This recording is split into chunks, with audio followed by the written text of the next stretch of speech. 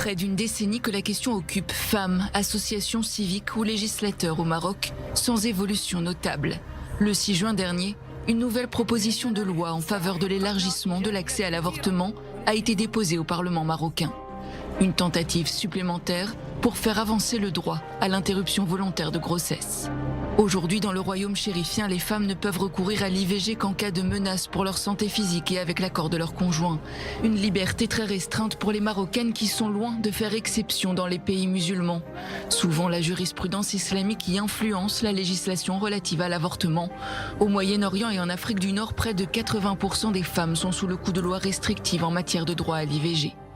En Algérie, comme en Arabie Saoudite, seule une condition physique défavorable permet l'interruption d'une grossesse.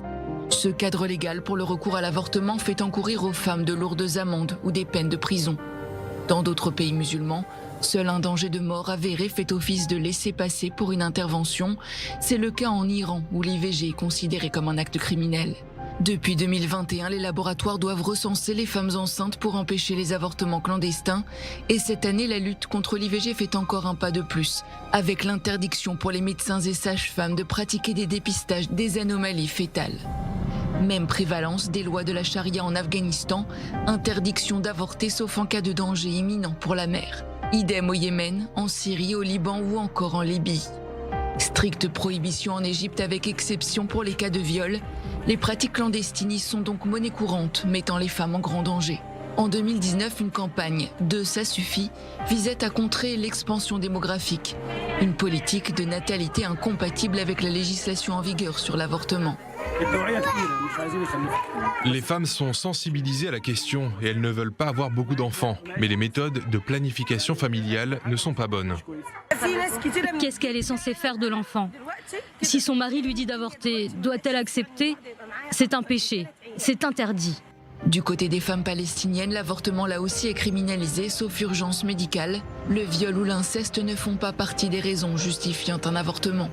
Les Palestiniennes souhaitant avorter ont donc recours à des méthodes non conventionnelles ou se tournent vers Israël.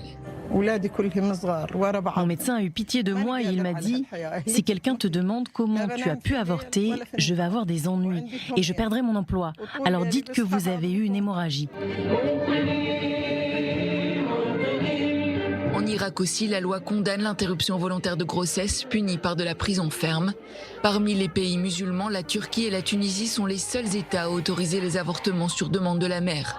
Mais là aussi, ce droit est constamment remis en question par les opposants politiques et religieux. Problème d'accessibilité aussi. En Tunisie, par exemple, on enregistre près de 4000 avortements clandestins par an. Haram, illégal, l'avortement aujourd'hui se pratique toujours dans le secret, dans la majeure partie du monde musulman.